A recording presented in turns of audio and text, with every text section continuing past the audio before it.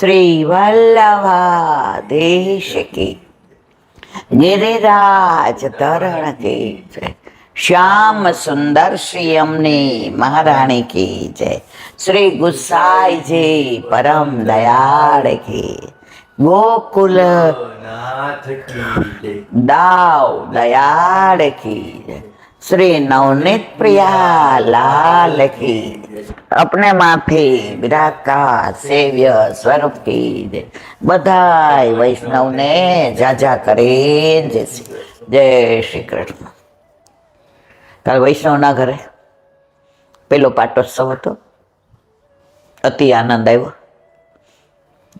अति रे आनंद भर्या आवो मारे अंगे, श्याम सुंदर वर बेठा छो संगे, मुखडू जोया विना पाणी ना पीवू रे, रसिक सुंदर वर જોયે જોયે જીવું રે, અતિ રે આનંદ ભર્યા આવો મારે અંગે, શ્યામ સુંદર વર બેઠા છો સંગે।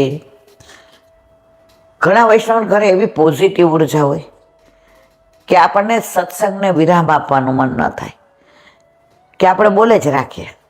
અને અમુક જગ્યાએ જઈએ તો આપણને એમ થાય કે હવે ક્યારે પૂરું થાય ને ક્યારે જઈએ, એમનું ધ્યાન જ ન હોય। જે કોઈ આવે, તમે અહીંયા બેસી જાઓ, તમે મારી પાસે બેસો, આના માટે પાણી લાવજે, આના માટે ખુરશી લાવજે, આપણે લિંક તૂટી જાય। પછી આપણને એમ થાય ઈલાબેન ખરાબ રહ્યા તમે। ઘણાય મને એમ કે અમારે સત્સંગ રાખવો છે। મેં તો મારા વાલા સત્સંગ મને ક્યાં આવડે છે, પણ હું મારા વાલાની કાલી ગેલી ભાષામાં વાતો કરું તો કે અમારા મંડળના ટાઈમે તમારે આવવાનું 3 થી 5। મેં કીધું જુઓ, મારો કોઈ આગ્રહ નથી કે તમે મને બોલાવો, અમારો આ સત્સંગ હોલ છે, અમે 2 મંડળવાળા છીએ, હું ને મારો ઘરવાળો ને મારા ઠાકોરજી સાંભળે છે, એટલે તમારા સત્સંગના ટાઈમે મારાથી ન અવાય, કારણ કે તમારો મંડળનો ટાઈમ હોય 2:30 થી 5। હવે મારે તો હું 2:30 વાગે પરવારું, પછી પ્રસાદ લો, પછી સવારે 5 વાગ્યાના ઉઠા હોય એટલે અડધો કલાક આડા પડીએ, એટલે મારાથી 5 વાગ્યા પહેલાં તમારે ત્યાં અવાય નહીં। એટલે તમે લોકો તમારા ટાઈમે મને બોલાવો, મારા વાલા મારો ને તમારો મેળ નહીં પડે, એટલે ખોટો તમે ફોન કરો, મારે તમને ના પાડવી પડે, મને ગમે નહીં, પણ તમારું મંડળ જે ટાઈમે ભેગું થાય એ તમે આરામથી ને કરો, જે પાઠને કરતા હોઈએ। બાકી મારો તો ટાઈમ કાયમ માટે 5 થી 7નો જ છે, કારણ કે મને 5 થી 7 જ ફાવે।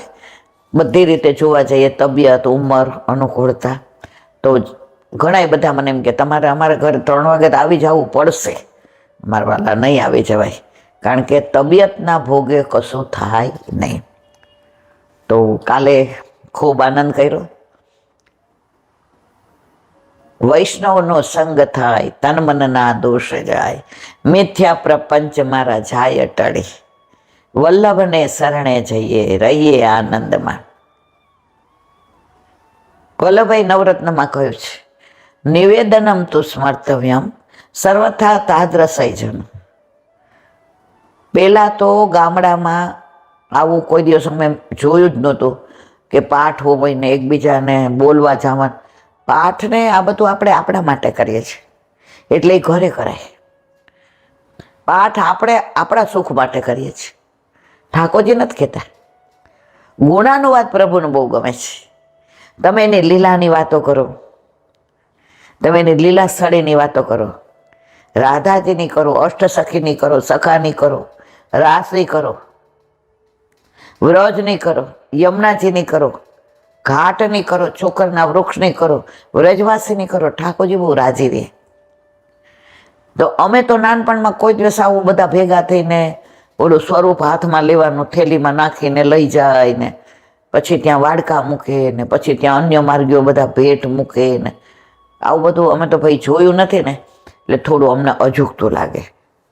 અમે તો જોયું છે કે જ્યારે જ્યારે ક્યાંય પાટોત્સવ હોય એટલે મુઠ્ઠી મગનો મનોરથ કરે અને બધા પ્રસાદ લઈ લે. હાથો હાથ બધા પેલા આવા કામવાળા ને બધું નહોતું. પેલા અમે તો ગારે જ હોય છે, એટલે એક જણ છે ને પાણી નાખીને બરાબર ગાર જેવું કરી નાખે, અને 2-3 વૈષ્ણવ હોય ને એ વાસણ ઘસવા બેસી જાય, એક ધોવા બેસી જાય, એક લૂછે, એક બહાર પાણી હારે બધું સાફ કરી નાખે, એટલે અને પછી સત્સંગ કરવા બેસે. એટલે ઘણી વાર રજા હોય તો અમે જાય, પણ અમને સાચું કહું નાનપણથી મને સત્સંગમાં બહુ ગમતું નહીં, મને રમવું બહુ ગમતું. એટલે જ્યાં જાય ને ત્યાં હું પૂછું કે ભાઈ મારા જેવડું કોઈ છે તો પાંચિકા રમવાની મજા આવે, ઈસ્ટો રમવાની મજા આવે. પણ કોક વાર હવે એને દાદે જેવું કે ના બે બેસો સત્સંગમાં, તો સત્સંગમાં બેસીએ ત્યારે ઠાકોરજીની જે બાળ લીલાની વાતો થતી હોય ત્યારે એવો આનંદ આવે. મેં આ કાનબાઈની વાત છે એ એવી રીતે ભગવતીઓના મોઢે જ સાંભળી છે, વાંચી તો પછી અહીંયા કરી છે કાનબાઈની વાત.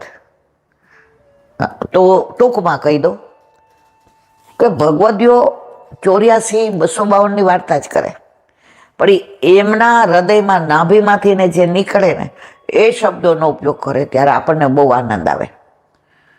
અમે આ જ બધું જોયું છે, એટલે ક્યાંય ગયા હોય ને એમ કે હાલો પાઠ કરીએ, પણ પાઠ તો મારા વાલા ઘરે થાય. જે સત્સંગ કરવાનો છે એ સત્સંગમાં જે પ્રભુના ગુણાનુવાદમાં આનંદ આવે. પાઠ તો તમે એકલા જાતે બેઠા બેઠા કરો, અને એકલા કરો તો લીલાના દર્શન થાય. સમૂહમાં આપણું ચિત્ત ચારે બાજુ ફરતું જ હોય, મોઢું બોલતું હોય, અને આપણું મોઢું લીલામાં અનુસંધાન ન કરતું હોય.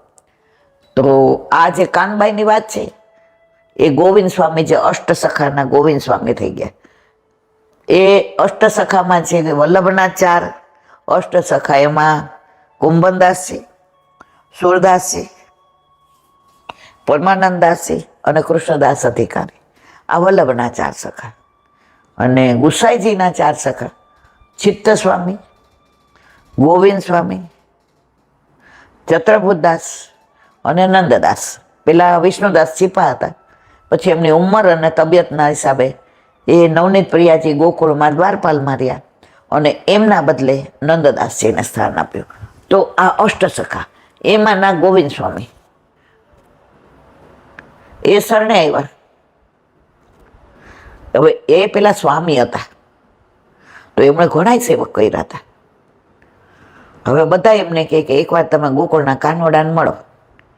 ગુસાઈજી સાક્ષાત ગોકુળના કાનોડા છે. તો ગોવિંદ સ્વામી પોતે બ્રાહ્મણ હતા. બહુ કીધું બધા, એટલે કે હાલો ને જોઈ આવીએ તો ખરા. સ્વામી હોય ને થોડું અભિમાન હોય કે મારે કેટલા સેવક છે, પણ ગુસાઈજી ને વલ્લભનું તો સ્વરૂપ જ કાફી છે. તો આવ્યા મળવા. તો ગુસાઈજી સંધ્યાવદન કરતા હતા, ધોતી પહેરેલી ને તિલક ને. એ કે હોય આ તો અમારા જેવા બ્રાહ્મણ જ છે. પછી જ્યારે એમનું સંધ્યાવદન કરીને ઊભા થયા અને ગુસાઈજી કહ્યું આવો ગોવિંદ સ્વામી, અરે મારું નામ આવડે છે. અને જેવા બોલ્યા અને ગુસાઈજીએ સ્વરૂપના દર્શન કરાવ્યા અને ગોવિંદ સ્વામી શરણે આવ્યા. હવે આવી ગયા તો એને ગામ ન ગયા, હવે તો એ ગોકુળમાં જ રહેવા માંડ્યા, માવનમાં. હવે એમના બેનનું નામ કાનબાઈ. તો પછી એના ગામના બધા જે સેવકો કર્યા હતા ને એ બધા કે આપણા સ્વામીનું આવ્યા, આપણા ગોવિંદ સ્વામીનું આવ્યા. 1 દી રાહ જોઈ, 2 દી જોઈ, 4 દી, અઠવાડિયું.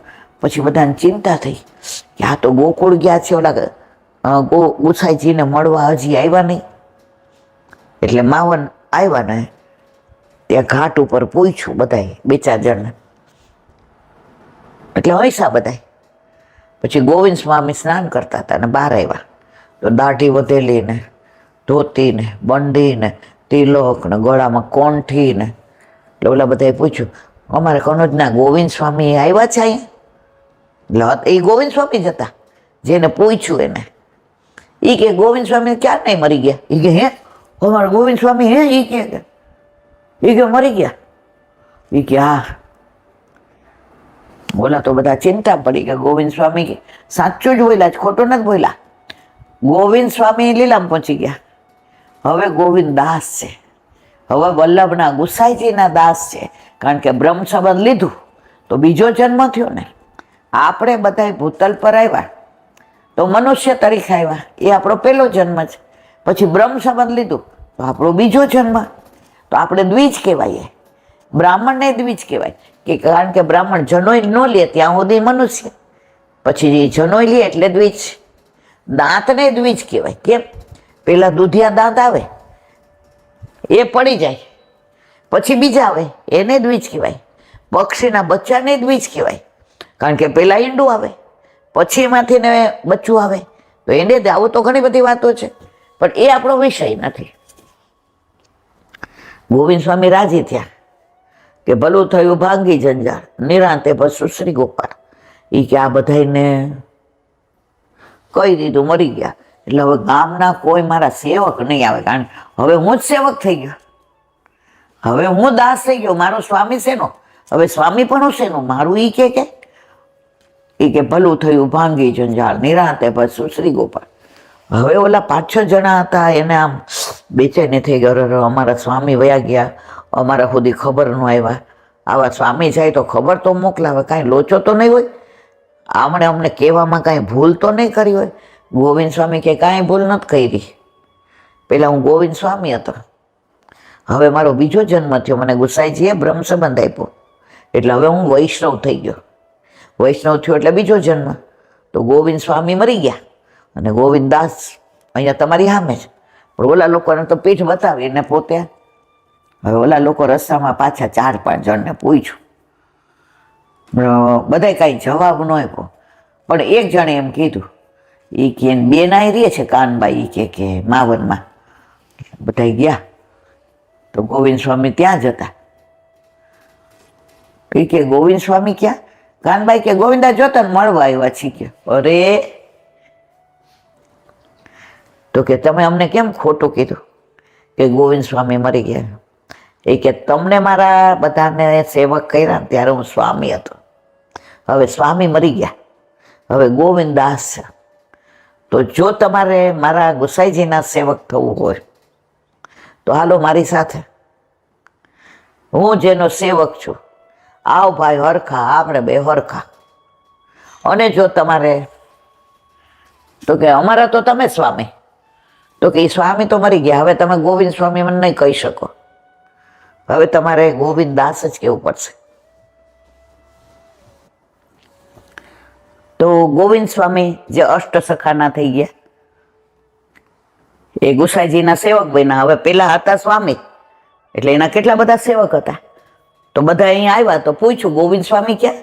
તો ગોવિંદ સ્વામીએ તો દાઢી વધારી હતી ને તિલક ને ગળામાં કંઠી ને, એ કે ગોવિંદ સ્વામી મરી ગયા, સ્વામી મરી ગયા છે. અને આપણે બધા કેવું છે, વૈષ્ણવ થઈએ તો પેલાનો આપણો જન્મ ગયો એટલે આપણે દ્વિજ કહેવાય, આપણો બીજો જન્મ થયો. તો પછી ઓલા લોકો કે હાય હાય અમારા સ્વામી વયા ગયા, અમને ખબર ન પડી આમ તેમ. પછી બધાએ કીધું કે એના બેન આયા રહે છે. એના બેન કોણ હતા? કાનબાઈ. તો એ ત્યાં ગયા માવનમાં. તો કાનબાઈ બાર આમ કામ કરતા હતા એટલે પૂછ્યું, એ કે ગોવિંદ સ્વામી અહીં રહે છે? તો ગોવિંદ સ્વામી અંદર હતા. એ કે ગોવિંદા તને મળવા કોક આવ્યો છે. હવે ગોવિંદ સ્વામીએ શું કીધું તું? મરી ગયા. અને ઓલા કે મળવા આવ્યા. પછી કે તમે તો અમને કેમ કીધું કે મરી ગયા? તો કે ગોવિંદ સ્વામી મરી ગયા, ગોવિંદ દાસ જીવતા થયા છે. હું ગુસાઈજીનો સેવક છું, વલ્લભનો સેવક છું, એટલે હવે હું સ્વામી નથી. જો તમારે મારી સાથે રહેવું હોય તો હું જેનો દાસ થયો છું એના દાસ થવું હોય તો તમને ગુસાઈજી પાસે લઈ જાઓ.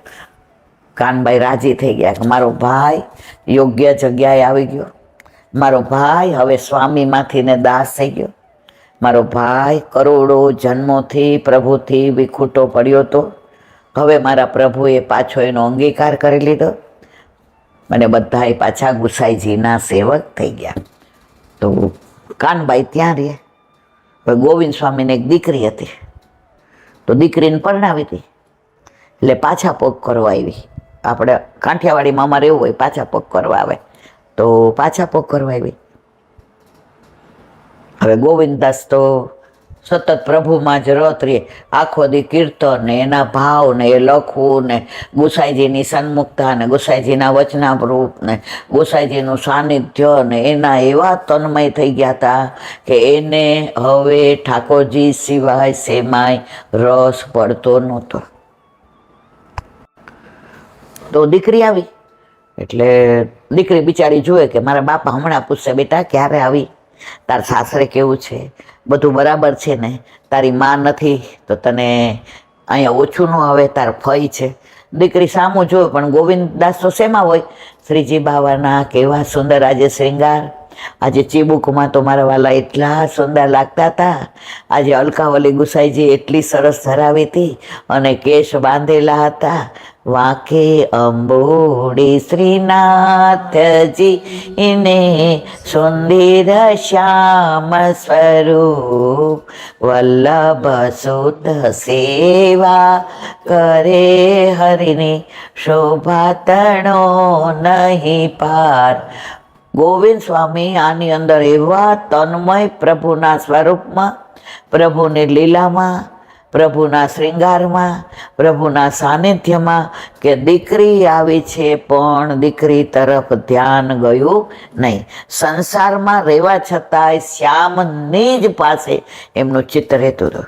તો કાનબાઈએ બે દી જોયું કે દીકરી બિચારી આવી છે, ક્યારની એના બાપા હામું જુએ છે પણ આ તો ગોવિંદો તેની હામું જોતો નથી. તો દીકરી અંદર સ્નાન કરતી હતી ત્યારે ગોવિંદ સ્વામીને કહ્યું, કાનબાઈ અહીંયા ગોવિંદા, તારી દીકરી આવી છે, પૂછ તો ખરો કેવું છે, શું છે, સાસરે કેવું છે.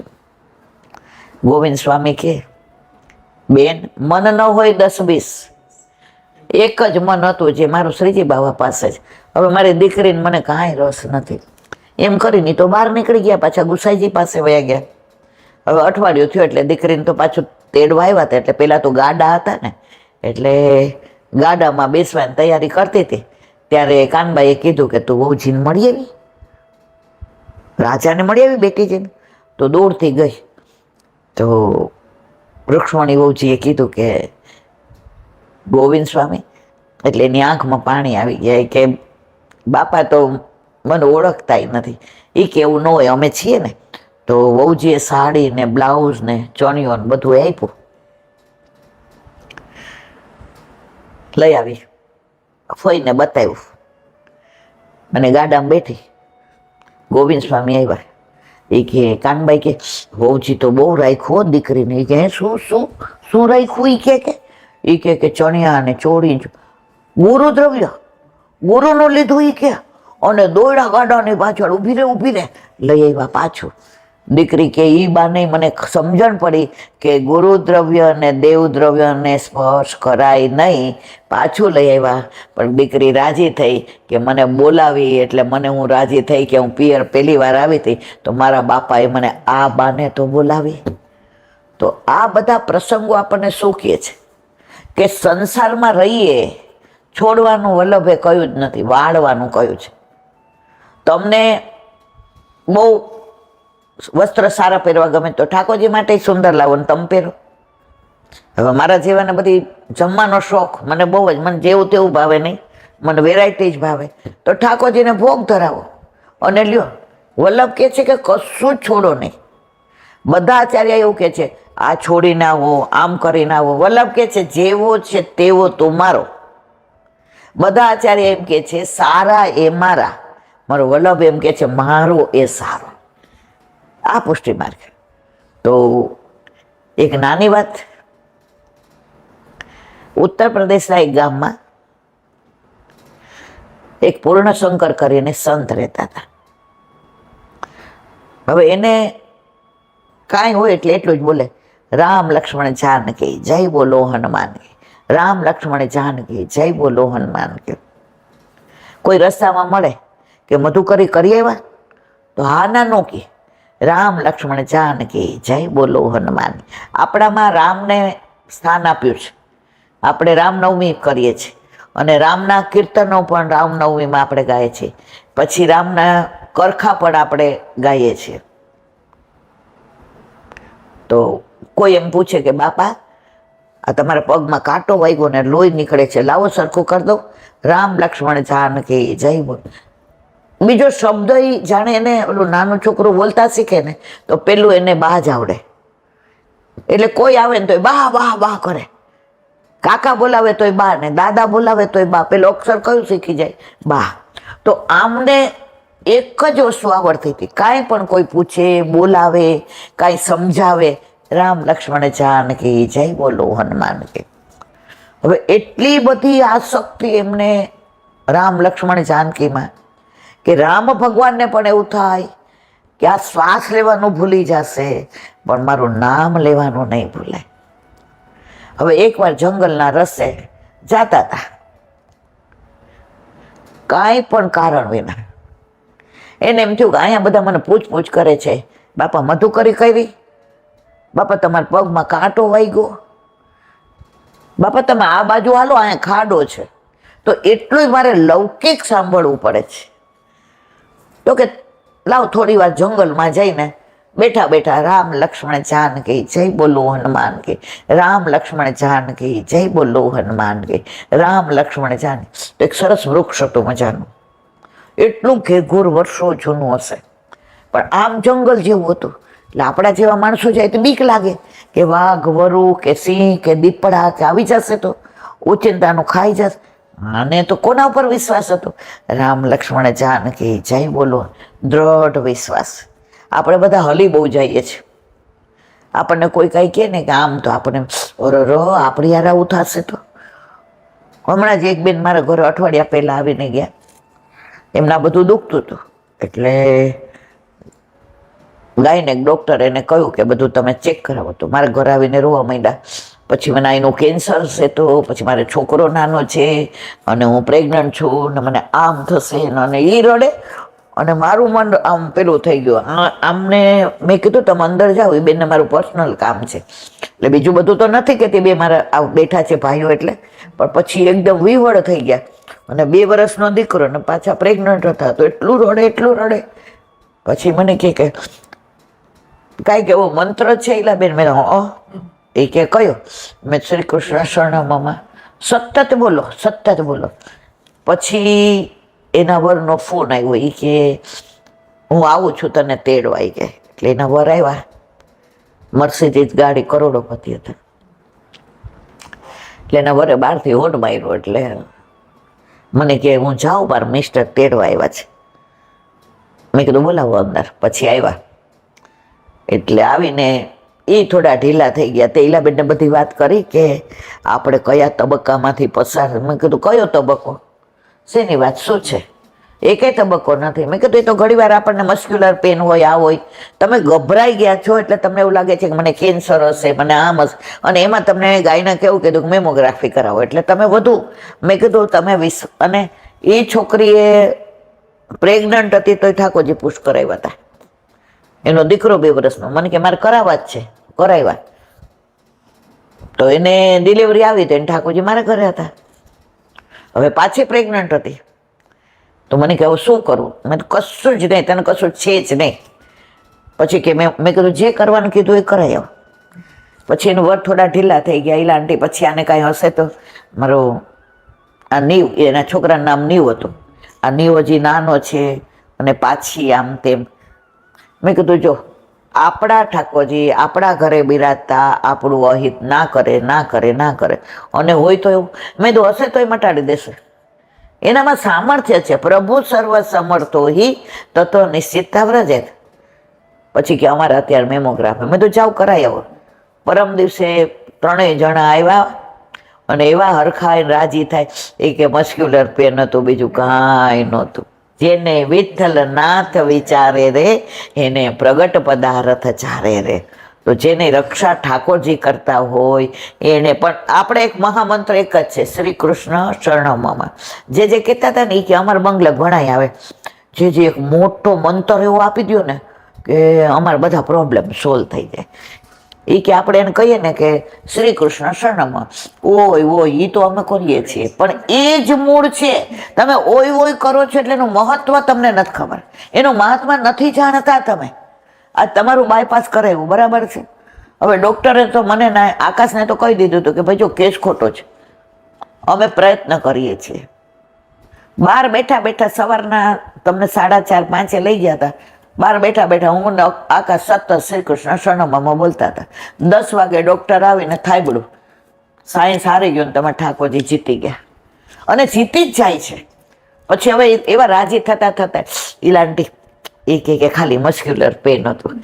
મેં કીધું મારા વાલા, આપણા ઠાકોરજી આપણું અહિત ના કરે તો મારો કહેવા ના છે. તો આમને એટલો વિશ્વાસ હતો તો જંગલમાં તો ઓલા ઝાડ નીચે બેઠા અને ચારે બાજુ વાઘનો અવાજ સંભળાય ને વરુ ને સિંહના ને દીપડાના, પણ એને એક અવાજ નહોતો સંભળાતો. જેવા બધા અવાજ કરે એટલે બેઠા બેઠા બોલે રામ લક્ષ્મણ જાનકી જય બોલો હનુમાન કી, રામ લક્ષ્મણ જાનકી.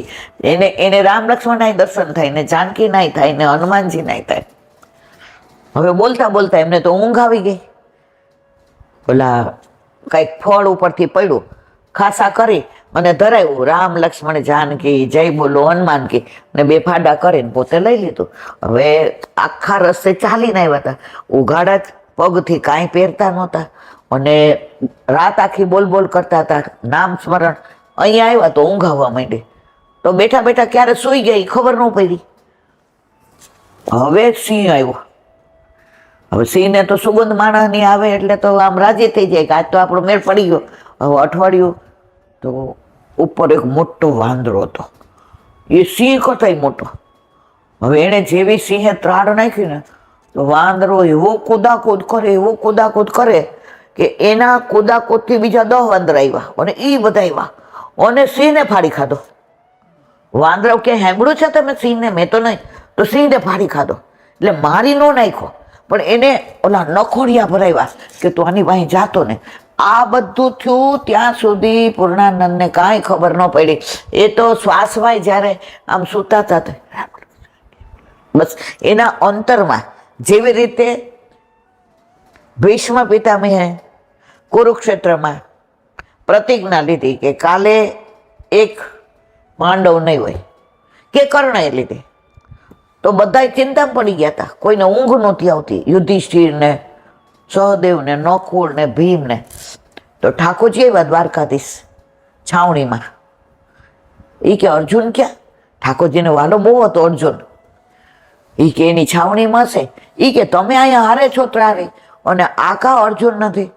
એ કે હાલો એની છાવણીમાં જઈએ. એવું કીધું છે કે એક પાંડવ કાલે ઓછો થશે, પણ એ તો કર્ણ ઓછો થયો. આ તો 5 અખંડ રહ્યા. તો પછી ઠાકોરજી દ્વારકાધીશે કહ્યું હાલો યુધિષ્ઠિર ભીમ સહદેવ નકુળ. ત્યાં ગયા તો અર્જુન તો એકદમ મસ્ત સૂતો હતો ને એના શ્વાસમાંથી એના વાળમાંથી એના અવાજ આવતો હતો દ્વારકાધીશ દ્વારકાધીશ દ્વારકાધીશ.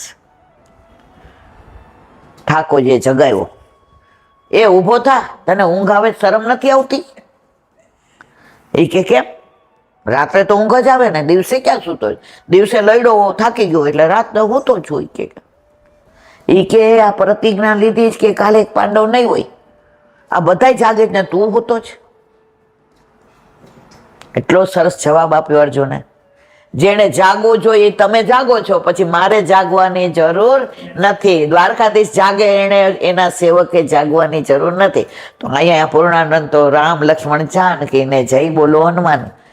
સિંહને ઓલા નખોરિયા ભર્યા એટલે એવો ઊભી પૂછડીએ ભાગ્યો. બધા વાંદરા ગયા. ઓલો મોટો વાંદરો હતો ને ઝાડ ઉપર બેઠો રહ્યો અને જ્યાં સુધી આ પૂર્ણાનંદ ઊંઘમાં હતા પણ બોલતા હતા શું? રામ લક્ષ્મણ જાનકી બસ. અને જાયગા ને જોયું તો ઓલો વાંદરો મોટો બેઠો હતો. તો એમાં એને હનુમાનજીના દર્શન થયા. એ કે આ તો સાક્ષાત હનુમાનજી. તો ત્યાં જ એમણે પોતાનું રહેવાની કુટિયા બનાવી દીધી કે હવે મારે ગામમાં જવું નથી. હવે આ ફળ છે, આ એક ઝાડ છે, બીજા આવા ઘણાય છે, અહીંયા ઝરણા વહે છે, ત્યાંથી મને જળ મળી જશે. હવે મારે ક્યાંય જવું નથી. અને ત્યાં એમણે કુટિયા બનાવી. હવે પહેલાના સંતો આવા મઠના આશ્રમ અત્યારના જેવા નહોતા બનાવતા. અંદર તમે જુઓ તો આમ બધું હોય, જવા દો ને, કંઈ આપણે કેવું નથી.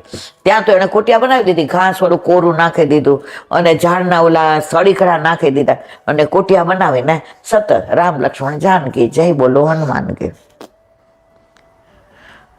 હવે સાંજ પડે એટલે ઓલા જે મોટી મોટી ડાળો હતી ને એને પાંદડાની ઓલી બાંધી અને ઝૂમ ઝૂમ અવાજ આવે ને એવું રાત પડે સાંજ પડે એટલે એ બોલે ઓલું આમ જમજમ અવાજ આવે ને રામ લક્ષ્મણ જાનકી જે બોલો હનુમાન કે, તો ત્યાંથી ઓલો સિપાઈ નીકળો. એ કે આવા અવાજ કેમ કરસ, બંધ કર. પણ આ તો એનામાં મસ્ત હતા, તું કોણ બોલસ ને શું બોલસ ને કાંઈ રામ લક્ષ્મણ જાનકી જય બોલ. સિપાઈ નીચે ઉતરો, આમ બંદૂક ખોડીને કે આ સગી નહીં થાય. બંદૂક અડાડે છે તો એ પૂર્ણાનંદને એ ખબર નથી કે મને બંદૂક અડાડી. એ એનામાં જ મસ્ત. એ કે અવાજ બંધ કર, મને નથી ગમતો, મને અવાજની બીક લાગે છે, મને ગભરામણ થાય છે, એ અવાજ બંધ કર. પણ આને ક્યાં બહાર નહોતું. જેવો બંદૂક ફોડવા ગયો તો ઓલા વાંદરો આવીને બંદૂક એ લઈ લીધી અને પાડ દીધો પેલાને. વળી એને હનુમાનજીના દર્શન થયા. જેવા ત્યાં સુધી એ કુટિયા માર્યા અને એ કુટિયાને પછી હનુમાનજીનું સ્થાનક એવું બનાવી દીધું કે આજે પણ ત્યાં હનુમાનજીનું મંદિર છે, પણ કોઈ લેવા દેવા નહીં, કશું જ નહીં, કોઈ ભેટ નહીં. ત્યાં હનુમાનજી પ્રસન્નતાથી બિરાજે, જે આવે એ ફળ પડ્યા હોય એ ધરાવે, બાકી કશું જ નહીં. તો આવા સંતોને કેવો વિશ્વાસ હોય છે જે મને ને તમને નથી હોતો. આપણે હલી જઈએ છીએ કાંઈક થાય એટલે હવે આમ થશે તો હવે આમ.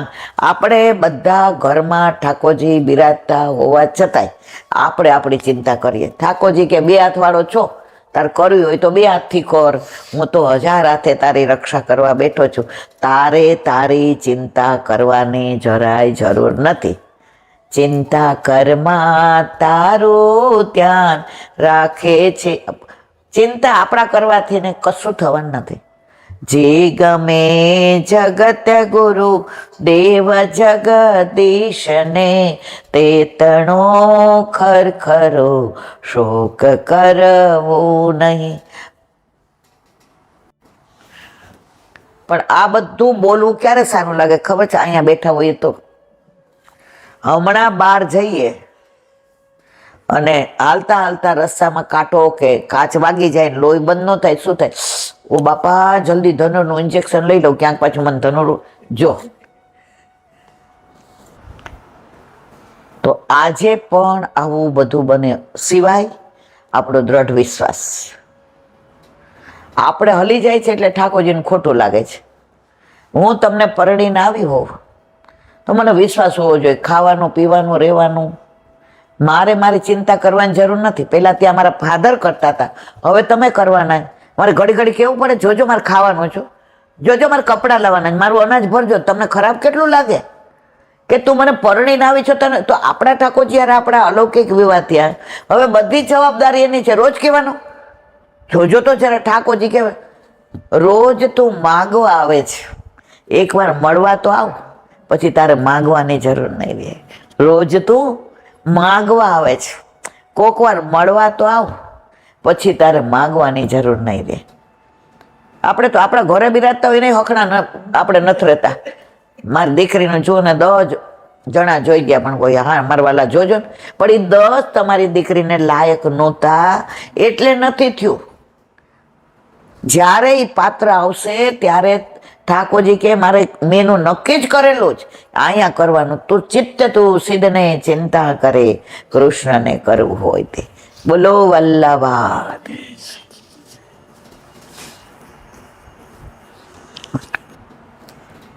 વ્રજ વિહાર, નવનીત પ્રિય શાસ્ત્રીના ભગવત સ્મરણ. આવા ભગવદીઓ થઈ ગયા જે પુસ્તકમાં આજે પણ બિરાજે છે, ગ્રંથમાં આજે પણ બિરાજે છે. કેટલા બધા ગ્રંથો લખ્યા. વ્રજ વિહાર હોય, પુષ્ટિપુલિન હોય, ભાગવત હોય. એન્જિનિયર હતા એ જમાનામાં. બોમ્બે ગયા. હવે ગવર્મેન્ટમાં તો બધા સાચું ખોટું તો થોડા દિવસ રહ્યા, ઘરે આવીને કહી દીધું કે નોકરી નથી કરવી. આટલો મોટો એન્જિનિયર તો એ જમાનામાં ડિગ્રી, મારે હું નહીં કરું નોકરી. અને ગ્રંથોને લખવા માંડ્યા. ને પછી કે મારે ભાગવત કરવું છે. તો અસારવા જે પાસે ગયા તો કે પેલું ભાગવત કોને સંભળાવું? એ કે ગુસાઈજીને સંભળાવો. તો નડિયાદથી ને 2 બસ કરીને આવે. આ તો 70 વર્ષ પહેલાની, કારણ કે એમને પહોંચી ગયા 15-20 વર્ષ થઈ ગયા અને 80 વર્ષના હતા ને પહોંચી ગયા. એટલે આ વાત લગભગ 60-70 વર્ષ પહેલાની. એ કે કોને સંભળાવું? એ કે ગુસાઈજીને. એ કે સંભળાવી કે તો ભાગવત ગુસાઈજીને સંભળાવતા અને સંકલ્પ કર્યો કે ભાગવતના પૈસા ક્યારેય લઈશ નહીં. નવનીત પ્રિય શાસ્ત્રીએ જેટલા ભાગવત કર્યા ક્યાંય એકેય પૈસો લીધો નથી. કારણ વલ્લભના સિદ્ધાંત પ્રમાણે પ્રાણ કંઠે આવી જાય તોય ભાગવત પૈસા લઈને વંચાય નહીં કે પૈસા દઈને સંભળાય નહીં. તો એવા ભગવદીઓ જ્યારે લખે ત્યારે એમની વાણી ભલે એમની સાથે ગઈ છે પણ એમના વાણી રૂપ એમનો ભાવ આપણી સામે છે. તો જાણે નવનીત પ્રિય શાસ્ત્રી જ આપણને કહેતા હોય એવો આનંદની અનુભૂતિ થાય છે. અત્યારે આપણે કામવનનું અનુસંધાન કરીએ છીએ. વ્રજની વાત આવે એટલે નાની નાની વાત એવી યાદ આવે. કામવનમાં ગોકુલચંદ્રમાજીમાં ને મદન મોહનજીમાં દર્શનને વાર હતી. વર્ષો પહેલાની વાત છે. તો 12-4ની લારી છે ત્યાં મંદિરની સામે. લગભગ આ 25-30 વર્ષ પહેલાની વાત છે. એટલે ત્યારે તો આપણે નાના હોય, 40 ન હોય, એટલે ખાવા પીવાનો શોખ તો અનંત તો અત્યારે જ. ડૉક્ટર ના પાડે તોય ખાઈ તો લઉં જ. તો મારી સાથે 8-10 વૈષ્ણવ હતા. મેં તો હાલો આપણે ચા પીએ. તો અમે ચા પીવા બેઠા ત્યાં. તો એક વ્રજવાસી કે મેં કીધું તમે પીશો? મને કે હા. તો બેઠા બેઠા એણે એક એવી સરસ નાની વાત કરી. વ્રજવાસીઓ જે વ્રજને જાણે છે એવું આપણે હજી જાણતા નથી. તો એ કે અહીંયાથી થોડે દેર ગિરધરપુર છે. એટલે મેં કીધું બરાબર. એટલે એણે વ્રજ ભાષામાં જ કહ્યું એ કે ગિરધર પર ક્યું નામ પર માલુમ હે તેરે કો. એ લોકોની આમ ગમે એટલા આપણે મોટા હોય ને તો આપણે તુકારો જ કે એટલો પ્રેમ એમ નામ. અને વ્રજવાસીઓની ભાષા મને બહુ ગમે કારણ કે ઠાકોરજીને વ્રજભાષા બહુ ગમતી હતી. સબ ભાષા કે આગે એક મિનિટ. सब भाषा का आगे व्रज भाषा सूरी जहाँ श्याम सुंदर मचल मचल मांगे दधी और रोटी. એને વ્રજ ભાષા જ ગમે. તો પછી વ્રજ ભાષામાં કીધું એ કે જ્યારે ઠાકોરજીએ અન્નકૂટ સહસ્ત્ર ભુજાએ આરોગ્યો અને ઇન્દ્રને ઓલા બધાએ જઈને કહ્યું નારદે લે આ પેડો ખા તારું નાક કપાઈ ગયું. એ કે હવે તો એને બધા મેઘ ખાંગા કર્યા.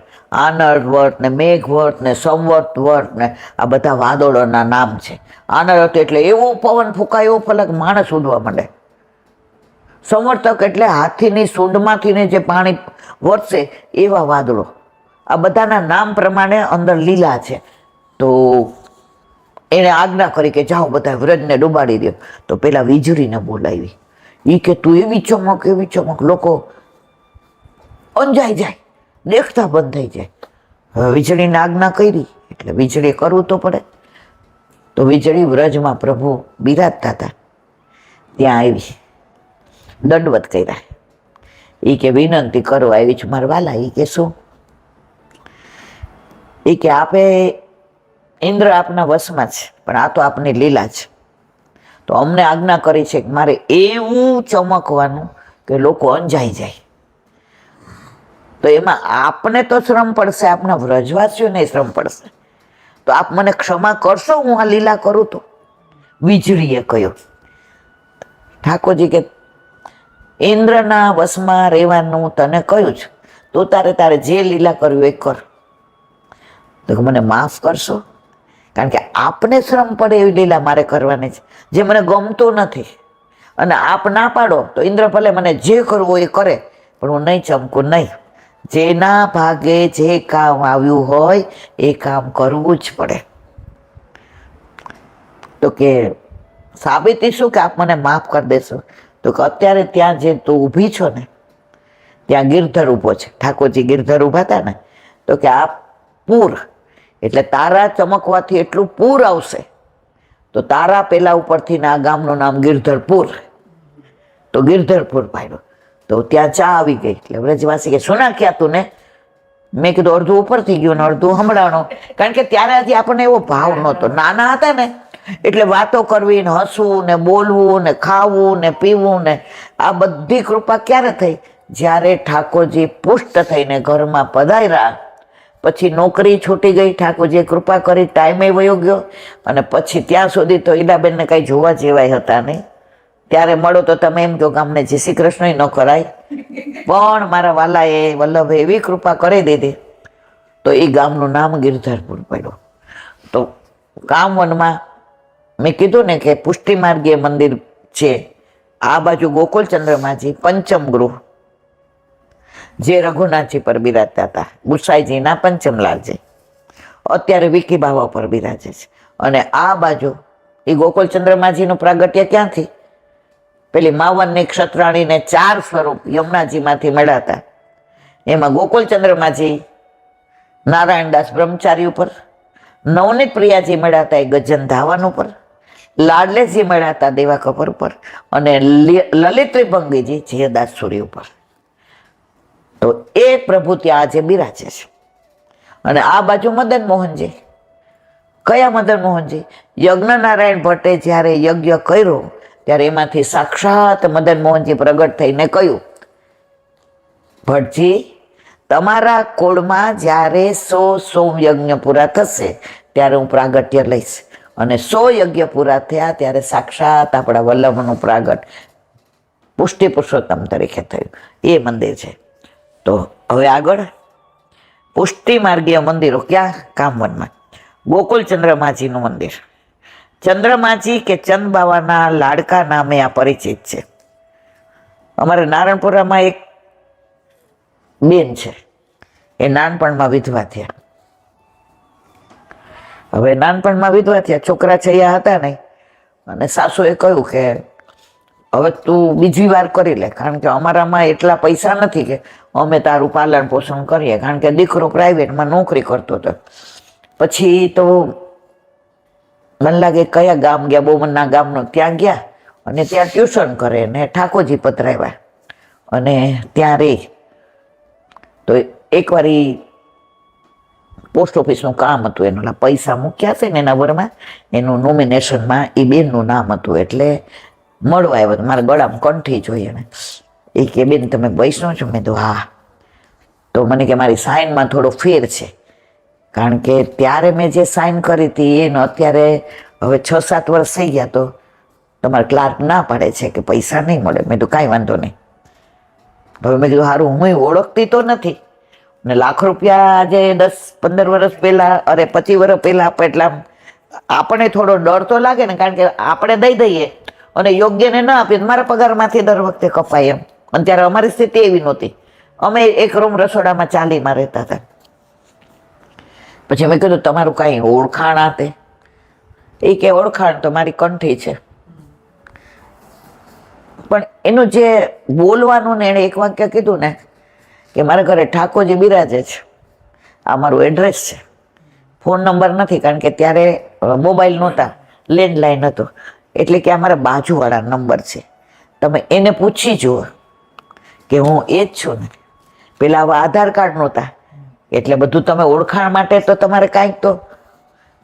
પછી એના બાજુવાળાને ફોન કર્યો મેં કીધું આ નંદિની બેન? તો મને કે હા હા હા, એ કે અમારે ત્યાં જ રહે છે ભાડે, અને એટલી બધી ડાય દીકરી છે એ કે ટ્યુશન કરે છે અને ઠાકોરજી ઘરે બિરાજે છે અને 8 યામની સેવા છે, કોઈના ઘરનું પાણી એના ઠાકોરજીને જરા ધરાવેલું જારીજીનું જલ હોય એ જ લે, કોઈના ઘરનું જળે ન લે. તો અહીંયા આવ્યા હતા, તો મેં કીધું તમે, તો મને કે શું કાંઈ વાંધો નહીં, 12 વાગે નીકળી છું, 2 બસ કરીને આવી અહીંયા, સાંજ સુધી પહોંચી જાય, એટલે પાણી વિના ન રહી શકી. કે એ વલ્લભ તો એ કે ઉઘાડા ચરણે પરિક્રમા કરતા હતા, તો એ કે રસ્તામાં કાંઈ નહોતા લેતા, કાંટા ને કાંકરા ને ઝાંખરા ને, એ કે ઉનાળો ને શરદી ને વરસાદ ને, તો આપણાથી નહીં કહી લે બેન 4 કલાક ના રહેવાય કે. અને પછી મેં કીધું સારું, ફોન મૂકી દીધો ને એમને 1 લાખ રૂપિયા રોકડા જોતા હતા કે મારું બેંકમાં એકાઉન્ટ નથી એમ કે. એટલે મેં કીધું કાંઈ વાંધો નહીં, તમે લઈ જાઓ. મારે ચંદ બાવાનું આમાં આવ્યું ને ચંદ, તો પછી મને કહે કોક વાર અમારા ચંદ બાવા મળવા આવજો. તો ત્યારે મને ખબર નહોતી કે ગોકુળચંદ્રમાજીને ચંદ બાવા કહે છે, જે મારી હું કેટલી અજ્ઞાની, તો મારા જેટલું કોઈ નહોતું. બસ હું ખાલી વૈષ્ણવ હતી, હું કંઠી પહેરતી હતી, બ્રહ્મ સંબંધી હતી, અને ઘરમાં મા બાપના ગર્ભના સંસ્કાર પણ બાર બધાની હારે જે રહ્યા ને એટલે દુસંગ લાગેલો હતો, એટલે આ બધું ભૂલી ગયા હતા. તો ત્યારે એણે મને કીધું કે અમારા ચંદ બાવાને પછી આપણે જાતા હતા સાવલી કે ક્યાંક, પછી ઠાકોરજીએ ગાડી આપીને વાડીને વજીફાનમાં પછી એના ઘરે ગયા, એ ભાડે રહેતા હતા ત્યાં, અને એણે ચંદ બાવાની વાત કરી. એ કે મને ભાડે ઘર કોઈ નહોતું આપતું ઈલાબેન, કારણ કે મારી ઉંમર 24.5 વર્ષ અને મારી પાસે પૈસા નહીં. મારા સાસુ સસરાનો વાંક નહોતો, એ લોકો બિચારા પાસે નહોતા, એટલે એમનું કરે કે મારું કરે. પછી મારું મંગળસૂત્ર લગ્ન વખત નહોતું, કારણ કે મારા મિસ્ટર એ પ્રાઇવેટ નોકરી કરતા હતા. તો એ કે વેચી અને આ ઘર વખરીને તો મને કોઈ આપતું નહોતું. હવે ઠાકોરજી પુષ્ટ કરાવેલા એટલે ઝાંપીજી તો મારી પાસે હોય. તો મેં કોઈ દિવસ ચંદબાવાને કહ્યું નહીં કે મારી સાથે કેમ આવું થયું. હું ચંદબાવાને એમ કહું, તારી દરેક લીલા મને કબૂલ મંજૂર છે, તું ગોકુળનો ચંદ છો, પણ તે તારા ફંદમાં નાખી દીધી છે, એટલે હવે મને બીજો કોઈ ભાવશે નહીં, બીજો કોઈ ગમશે નહીં, તું જેમ રાખીશ તેમ હું રહીશ. પણ આ ચંદબાવાની કેવી કૃપા મારા ઉપર થઈ. આમણે મને વગર ઓળખાણે 24.5 વર્ષની મને, અને રૂપનો અંબાર, એટલે આપણા મોઢિયેને તો લાલ લાલ થઈ જાય એટલું રૂપ ભગવાને ના આપેલું, એવા વાર. અને અહીંયા ભાડે રહી. હવે ઈલાબેન બધું સારું છે, કોઈ તકલીફ નથી. એ બધી કૃપા મારા ચંદ બાવાની છે. એટલે અહીંયા ચંદ બાવા નામ આવ્યું ને એટલે મને એમનો આખો પ્રસંગ યાદ આવી ગયો. મારો કહેવાનો આશય એ છે કે ઠાકોરજી ક્યારેય પોતાના સેવકોને હેરાન થવા દેતા નથી. અત્યારે તો વલ્લભે એટલી કૃપા કરી એમના ઉપર કે ઘરનું ઘરે થઈ ગયું, અને પેલું વિધવાનું પેન્શન ના તેનું બનવું, અને હવે એને પાછું સાડીઓ વેચે છે ને કરે છે ને. તો એ કૈલાબેન બહુ સારું. જો કે 10-12 વર્ષથી મારા સંસર્ગમાં નથી, કારણ કે પછી બિચારા હવ પોતપોતાનામાં પડી જાય. મારો કહેવાનો આશય એ છે કે ચંદ બાવા નામ આવ્યું તો મને એ બેન યાદ આવી ગયા, નંદિની બેન. ગોકુલ ચંદ્રમાજીનું મંદિર, ચંદ્રમાજી કે ચંદ બાવા લાડકા નામે આ પરિચિત છે. 5 સ્વરૂપ આ મંદિરમાં બિરાજે છે. ગોકુલ ચંદ્રમાજીના મંદિરમાં 5 સ્વરૂપ બિરાજે છે, જે આપણે સવારે 9:30 પહેલા દર્શન કરવા, ત્યાં રાજભોગ 9:30 પહેલા આવી જાય છે. જો તમે 9:30 પછી જાઓ ને તો તમને દર્શન ના થાય. એની લીલા મેં કહેલી છે ને તમે બધા જાણો છો ને, એટલે જાણો છો. જો બધા 1-2 મિનિટમાં ટૂંકમાં કહી દો. ત્યાં દેવકી નંદનજી આચાર્ય થઈ ગયા પંચમગૃહમાં. તો એકવાર શરદ પૂનમ હતી અને બહાર પોઢ્યા હતા. તો સુતા શ્રી કૃષ્ણ શરણમમાં બોલતા હતા. તો અંદરથી ઠાકોરજીને ગોપીઓ ને વસ્ત્રો ને આભૂષણ ને આમ છક્ક થઈ ગયા કે આટલી બધી ગોપીઓ અંદર ક્યાંથી આવી. અને બધા રાસ રમવા ગયા, કારણ કે મૂળ વૃંદાવન કયું છે? કામવન છે. આ વૃંદાવન છે તો આથી ભૌતિક છે, આપણું નથી. ત્યાં ફક્ત આપણા બેઠકજી છે, બીજું કશું જ નથી. હવે એમ થયું કે હવે શું કરું? ચંદબાવા ગયા, પાછળ જવાય નહીં, ક્યાં ગયા છે ખબર નહીં, હવે રાહ જોઈ. તો સવારે બ્રહ્મ મુહૂર્તમાં પાછા પધાર્યા પોતાના મૂળ સ્થાને, કારણ કે વલ્લભે પધરાવ્યા હતા ને. અને બધા આવી ગયા, અંદર ઉઠીને ગયા. પેલા ક્યાં આવી લાઈટો હતી કે ક્યાં પંખા હતા? જઈને વહુજીને જગાડ્યા. હા જયરાજ શું થયું? એ કે જલ્દી વહેલા જાગી જાઓ. અને ઠાકોરજીને વહેલો રાજભોગ મંગળા કરી 9 વાગે પોઢાડ્યું. એ કે પણ શું થયું? એ કે બધું પછી કહીશ. તો સવારમાં વહેલા મંગળા કરી દીધા ને શ્રૃંગાર ને રાજભોગ ને 9 વાગે તો અનોસર થઈ ગયા. 9 વાગે તો રાજભોગ આવી ગયો. પછી વહુજીએ પૂછ્યું, જયરાજ આજે આ લીલાની મને સમજણ ન પડી, શું થયું? એ કે આખી રાત રાસ રમવા ગયા હતા અને સવારે પધાર્યા. ઈ કે તો પછી અત્યારે પોઢી જાય ને, નહીં તો શ્રમ પડે ને. ઈ કે એટલે પ્રભુના તત્સુખનો વિચારના લીધે આજની તારીખમાં પણ 9-9:30 રાજભોગ આવી જાય અને અનોસર થઈ જાય છે. ગોકુલ ચંદ્રમાજી માવનના ક્ષત્રાણીએ બ્રહ્માંડ ઘાટે યમુનાજીમાંથી 4 સ્વરૂપો મળેલા. તેમાંથી મહાપ્રભુજીએ નવનીત પ્રિયાજીને ગજન ધાવનના માથે, લાડદેશજીને જીરદાસ સૂર્ય ઉપર, લલિત ત્રિભંગીજીને દેવા કપૂર ઉપર અને ગોકુલચંદ્ર માજીને નારાયણદાસ બ્રહ્મચારી ઉપર પધરાવેલા. ગોકુલચંદ્ર માજી શ્યામ સ્વરૂપ દ્વિભુજ વેણુ સહિત છે, આમ વેણુ સહિત છે અને એકદમ શ્યામ છે. શૃંગારનો રંગ છે ને શ્યામ છે, એટલે આપણા ઠાકોરજીને શૃંગાર બહુ ગમે એટલે શ્યામ છે. અને યમુનાજી શ્યામ છે. શ્યામ સંગ શ્યામ વે રહી શ્રી યમુને. લલિત ત્રિભંગી ચરણ કટી ગ્રીવ ત્રણે વક્ર, વામ ચરણ સ્થાપિત, દક્ષિણ ચરણ વામના સ્વલ્પ, અંગુલી સ્પર્શ તાસુ, ઊંચી નીચી નજર સહિત વિરાજે છે. મહારાસની લીલા તેમાં પ્રગટ છે. કોની વાત કરે છે? ગોકુલચંદ્ર માજીને. શ્યામ છે, એમના ચરણ આમ છે, એમનું સ્વરૂપના દર્શન કરો ને આટલું મોટું સ્વરૂપ છે. અને મદન મોહનજી છે આટલા જ છે.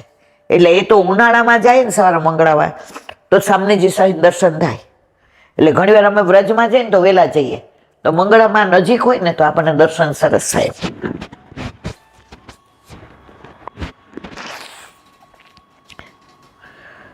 મહારાજની લીલા તેમાં પ્રગટ છે.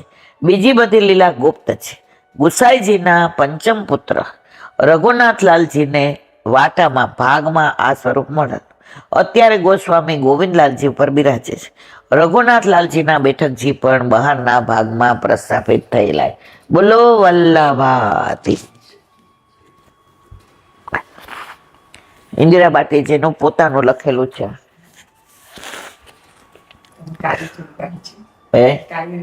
હા, પુસ્તકો, અસંખ્ય પુસ્તકોનો ડુંગર ખડકાઈ ગયો. સમુદ્રની સપાટી ઉપર લહેરાતા તરંગો જેવા અનેક પુસ્તકો આજુબાજુ ફેલાઈ ગયા. પવનની લહેરખી પુસ્તકોના પાનાને ઉથલાવીને અડપલું કરી રહી હતી. આ જીજી બધું લખે છે. જીજીને શૃંગારિક ભાષા બહુ જ ગમતી હતી ઇન્દિરા બેટીજીને.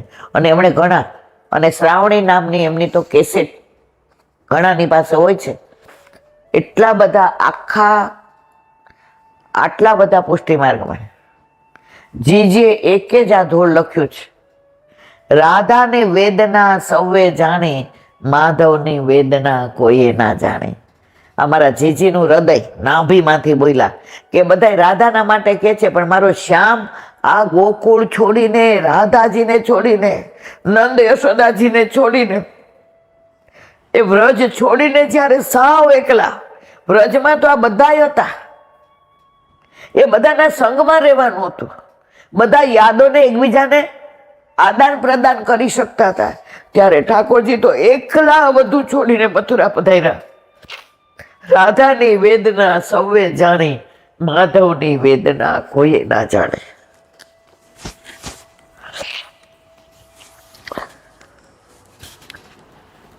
પુસ્તકના પાનાઓ પણ ફટફટ ઉડતા જાણે એની સાથે તાલબદ્ધ નૃત્ય કરી રહ્યા હતા. અનંત ભૂલામણીથી ભરેલા પુસ્તકોના મહાસાગરને ખૂંદવા એક પુસ્તક પ્રેમી પાગલ સાહસ કરી ક્યાંકથી દોડી આવ્યો. પછી તો લાગ્યું કે કઈ કેટલીય જમાત આ તરફ આવવા માટે ધસી ગઈ હતી. પુસ્તકોના ઢગલાને વેરવિખેર કરી પાગલ કંઈક શોધવા લાગ્યો. ક્યારેક પુસ્તક હાથમાં લઈ બગાસા ખાતો હતો, તો ક્યારેક પુસ્તકોના શબ્દ ચિત્રોમાં સ્વયં ચિત્રિત થઈ જતો હતો. ક્યારેક એ શબ્દોને ચૂસવા મથામણ કરતો હતો, તો ક્યારેક શબ્દોના ડૂચા ચાવી જવા જડબા હલાવતો હતો.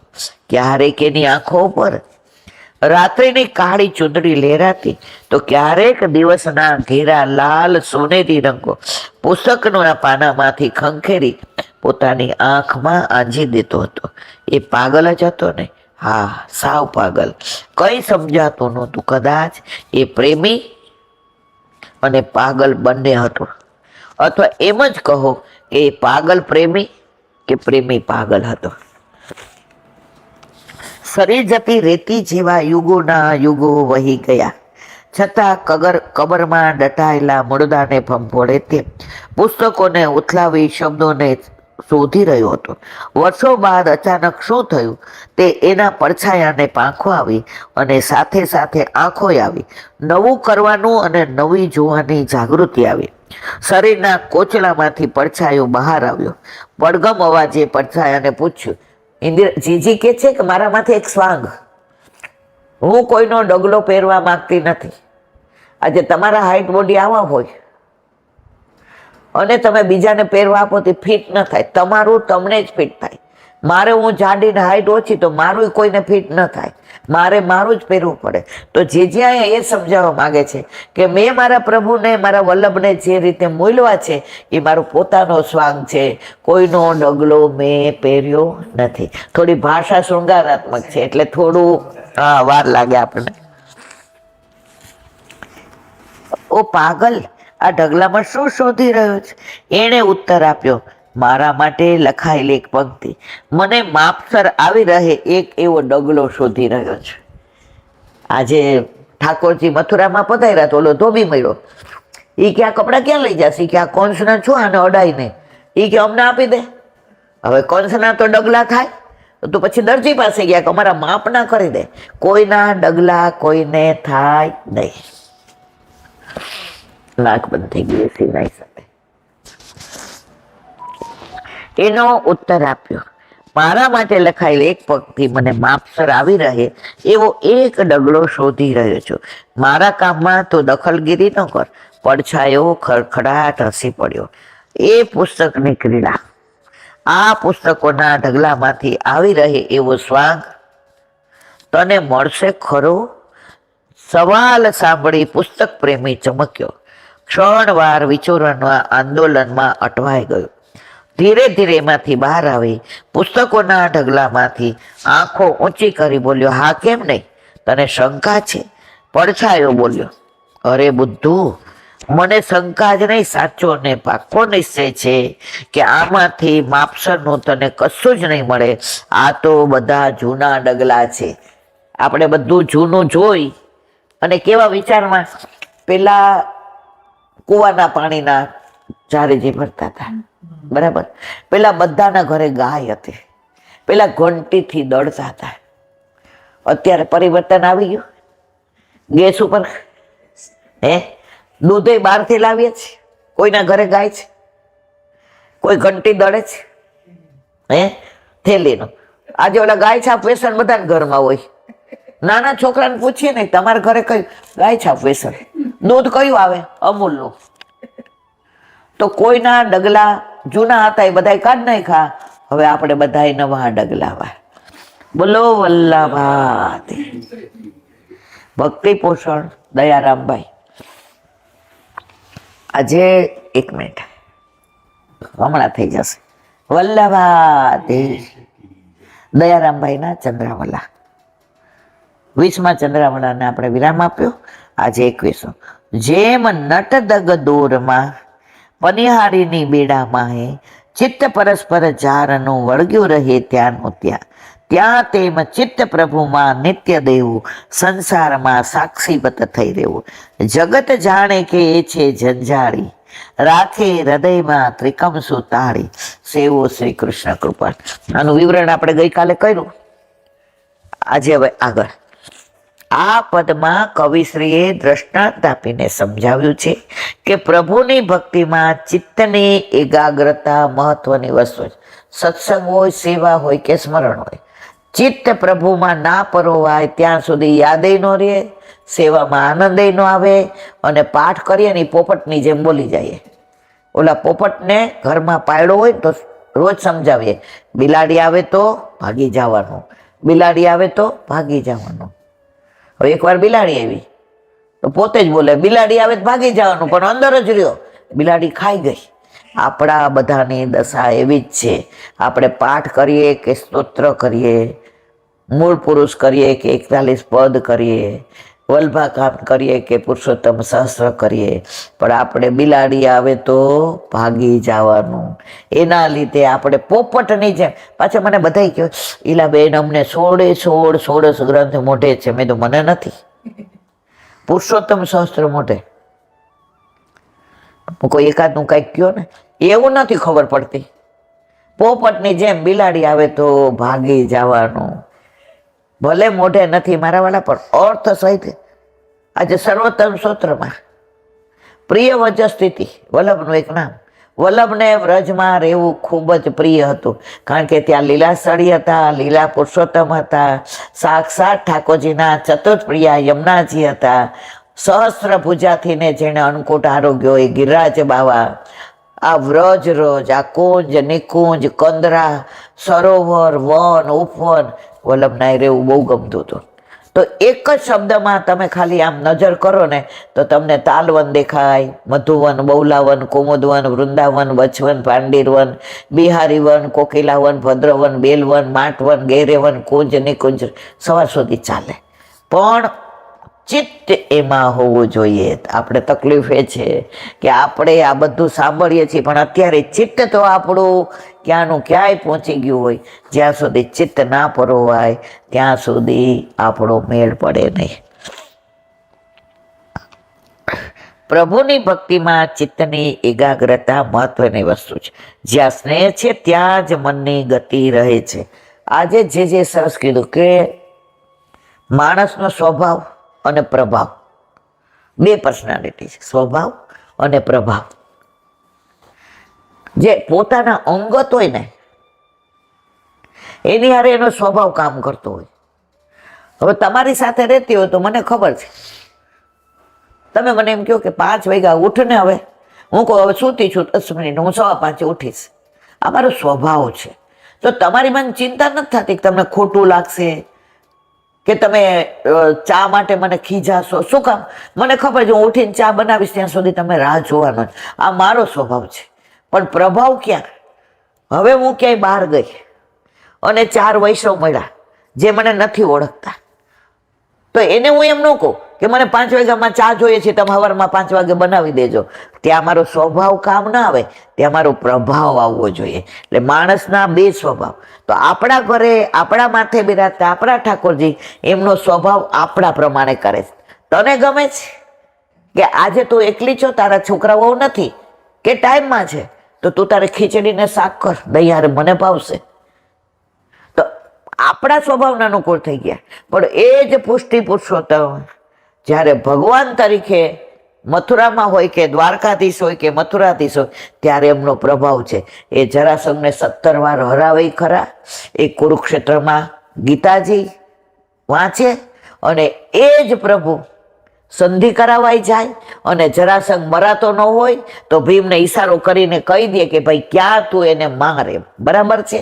તો દરેકના બે હોય, સ્વભાવ અને પ્રભાવ. પ્રભાવ બહારના ઉપર હોય પણ સ્વભાવ ઘરના ઉપર. તો આપણા ઘરે આપણા માથે બિરાજતા આપણા ઠાકોરજી આપણા સ્વભાવના અનુકૂળ રહે છે, એનો પ્રભાવ આપણા ઉપર રાખતા. બોલો વલ્લભા વલ્લભાથી સુમતિનીજીનું પાન વલ્લભ કરાવે તો થાય. આને સ્પર્શ કરવો આપણા બસની વાત નથી.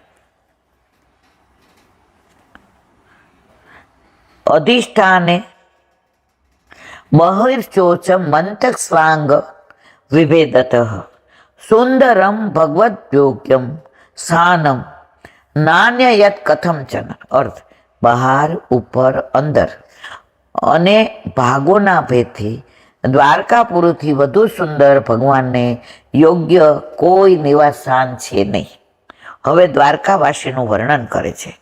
મધુભુજા દાસા કુકુરાંધક વૃષ્ણિભિ આત્મતુલ્ય બલવગુપ્તા નાગે ભોગવતી.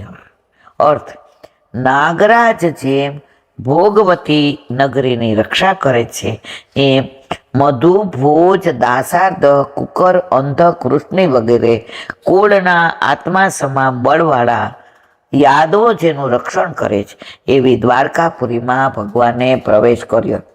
આ બધા વૃષ્ણિ કુળના વ્યક્તિઓ છે જે દ્વારકાની રક્ષા કરે છે. એવી દ્વારકામાં દ્વારકાધીશે હવે પ્રવેશ કર્યો. સુબોધિનીજી, મધુ ભોજ દાસાર્હ કુકુર અંધક અને વૃષ્ણિ યાદવોના 6 કુળ છે. જેવી રીતે બ્રાહ્મણ હોય તો નહીં કહેતા ઔદિત્ય છે, પુષ્કરણા છે, વાણિયા હોય તો દશા શ્રીમાળી છે, દશા વિસા છે, બધામાં આવી રીતે. તો પ્રભુ જે કુળમાં પ્રાગટ્ય લીધું હતું યદુકુળમાં, એના 6 વિભાગ, એમાં કયા? મધુ, ભોજ, દાસાર, કુકર, અંધક અને વૃષિ, એ યાદવોના 6 કુળ છે. તેઓ દ્વારકાનું રક્ષણ કરતા હતા. સત્વરૂપ અંતઃકરણની રક્ષા 6 ઇન્દ્રિયથી થાય છે. ત્યારે તે અંતઃકરણ ભગવાનને પ્રવેશવા યોગ્ય થાય છે. આપણે ઓલું ગાઈએ ને વલ્લભ પધારે ત્યારે, શેરી વળાવી સજ કરો હરિયા ઓને, આંગણીએ પધરાવું ફૂલ મારા કરે આવો ને. જે કે હું જ્યાં ગયો ને ત્યાં બધા ગાતા હતા. તો મને મનમાં વિચાર આવ્યો કે શેરી વળાવી સજ કરું હરી આવો ને. કોઈ આપણે ઘરે આવવાનું હોય તો આપણે બધું વ્યવસ્થિત, ક્યાંય કચરો ન હોય, વાગે નહીં, ધ્યાન રાખીએ. તો ઠાકોરજી પધારવાનો એટલે કે શેરી વળાવી સજ કરો. તો કે એ બહારની શેરી વાળો છો, આ અંતરની શેરી જ્યારે વાળશો, અંદરથી દ્વેષ, ક્લેશ, પાપ, પ્રપંચ, અહંતા, મમતા, તારું મારું, આ બધું જ્યારે જાશે ને ત્યારે તમારું એકદમ અંતઃકરણ શુદ્ધ થશે. પછી તમારે પ્રભુને કહેવું નહીં પડે કે શેરી વળાવી સજ કરું હરી આવો ને, એની મેળા એ જ આવી જશે. પણ આપણે તકલીફ એ છે, આપણને યાદ નથી રહેતું. સેવામાં આપણે ઘણીવાર થાકી જઈએ છીએ, ઘણીવાર ક્રિયા કરીએ છીએ. એનું કારણ હજી આપણું ચિત્ત સંસારમાં છે. આપણે બધા હજી એવા છીએ જે સાથે લઈ જવાનું છે એમાં ચિત્ત ચોટતું નથી. જે અહીંયા મૂકીને જવાનું છે ચિત્ત એની અંદર જ રહે છે. આપણે એ યાદ હોય છે કે માર્ચ મહિનાની 30મી તારીખે મારે ફિક્સ પાકે છે, પણ આપણે એ યાદ નથી હોતું કે વલ્લભનો પ્રાગટ્ય ઉત્સવ આ તારીખે છે, તો મારે આટલી સામગ્રી કરવી છે, મારા નવા વલ્લભના વસ્ત્ર લાવવા છે, મારે વલ્લભ માટે નવી માળાજી લાવી છે. એનું કારણ શું છે? જે ભેગું નથી લઈ જવાનું એ બધું આપણને યાદ આવે છે, પણ ભેગું લઈ જવાનું છે યાદ આવતું નથી.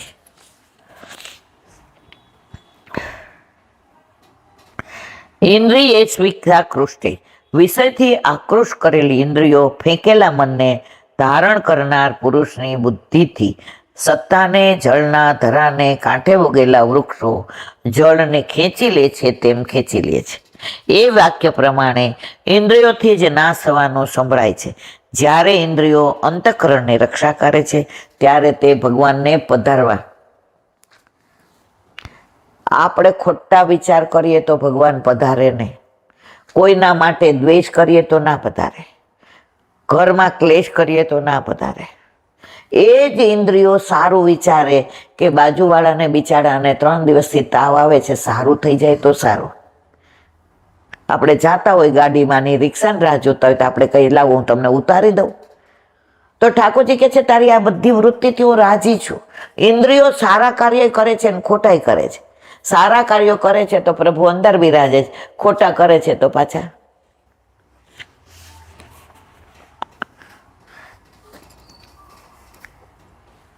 એક વૈષ્ણવ હતા તો 2 ઘડા ભરી આવે, એમાં એક ઘડો તૂટી ગયો એટલે અંદરથી ને પાણી નીકળે. હવે રસ્તામાં આખા ઓલા ઢોળાતું આવે તો ઘરે આવે તો ઓલો નવો ઘડો હતો એ પૂરો ભરાયેલો આવે, અને ઓલો ઘડો હોય તો આવે તો અહીંયા તો ખાલી થઈ જાય. તો ઓલા ઘડાએ સ્વપ્નમાં કહ્યું, તૂટી ગયો તો ને જેનામ કાણું, એ કે મને ઉચકીને શું કામ લાવો છો? તમે ખાલી ઉચકો છો, ભરો છો, રોજ સાફ કરો છો, પણ હું તો તમે જળ લાવી શકતો નથી, તમારા કામમાં નથી આવતો.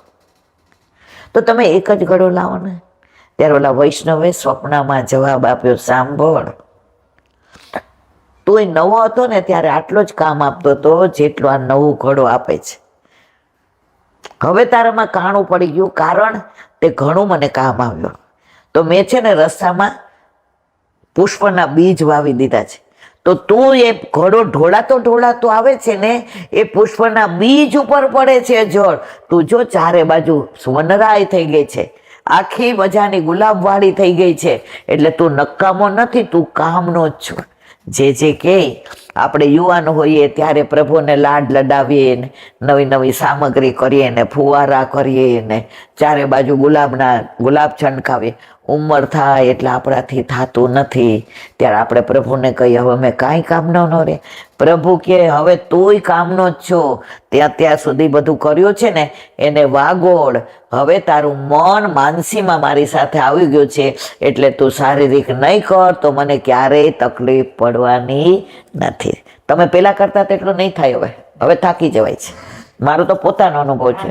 મને 70 થવા આવ્યા. હવે જ્યારે હું 40 ત્યાંથી ત્યારે પુશ કરાવ્યા હતા ત્યારે આ કોઈ ન હોય, હું એકલી જ હોઉં તો મને એટલો આનંદ આવતો તો હું બધું કરતી, દોડતી હતી. અત્યારે અહીંથી ઉઠવું હશે ને તો મારે પગ 2 વાર વિચાર કરવા પડશે. તો ત્યારે એનો દાખલો જે આપ્યો હતો.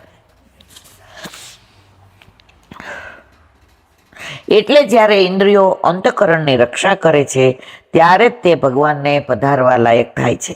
ઘરના માણસોના કલહથી ઘરનો નાશ થાય છે, તેમ આંતરિક વિખવાદથી પુરીનો નાશ થાય છે. માટે દ્વારકાપુરીમાં આવો વિખવાદ ન હતો એ બતાવવા કહ્યું છે. 6 પ્રકારના યાદવો દ્વારકાપુરીની રક્ષા કરતા હતા. બોલો વલ્લભાધીશ. શ્રીમદ ભાગવત दंडवत प्रणाम करूँ चंद्र सरोवर पे सूरदास जी के द्वार पे मेरा दंडवत प्रणाम. सुरभि कुंड पे परमानंद दास जी के द्वार पे मेरा दंडवत प्रणाम. जमुनावता पे संकर्षण कुंड पे कुंभन दास जी के द्वार पे मेरा दंडवत प्रणाम. बिल्छू कुंड पे कृष्णदास जी के द्वार पे मेरा दंडवत प्रणाम. कदम खंडी पे गोविंद स्वामी के द्वार पे मेरा दंडवत प्रणाम. अप्सरा कुंड पे चित्त स्वामी के द्वार पे मेरा दंडवत प्रणाम. मानसी गंगा पे नंददास जी के द्वार पे मेरा दंडवत प्रणाम. रुद्र कुंड पे चतुर्भुदास जी के द्वार पे मेरा दंडवत प्रणाम. व्रज विलास व्रजनी गोपिकाओं ने मारा दंडवत प्रणाम. हे वल्लभ, સવારથી અત્યાર સુધી સેવા સ્મરણ સત્સંગ જે પણ તે કરાવ્યું તે તારા ચરણારવિંદમાં સમર્પણ કરું છું. બોલ અપરાધ થઈ હોય તો ક્ષમા કરજો. બોલો વલ્લભાધીશ કી જય. દ્રઢ ચરણ કેરો ભરોસો દ્રઢ ચરણ કેરો શ્રી વલ્લભનક ચંદ્ર છટાવીન સબ જુગ માય અંધેરો ભરોસો દ્રઢ ચરણ કેરો साधन और नहीं आ कली में जासोय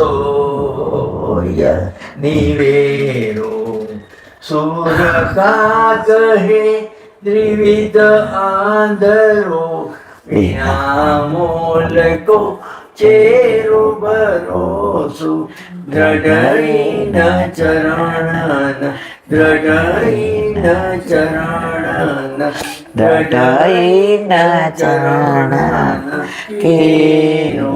શ્રી વલ્લભાધીશ કી. આજનો આ સત્સંગ મારા વલ્લભના ચરણારવિંદમાં સમર્પણ કરું છું. ભૂલ અપરાધ થઈ હોય તો ક્ષમા કરજો. આ મારા વલ્લભની વાણી અને ભૂલો એ મારી. બોલો વલ્લભાધીશ કી. બધાય વૈષ્ણવને જાજા કરીને જય શ્રી કૃષ્ણ.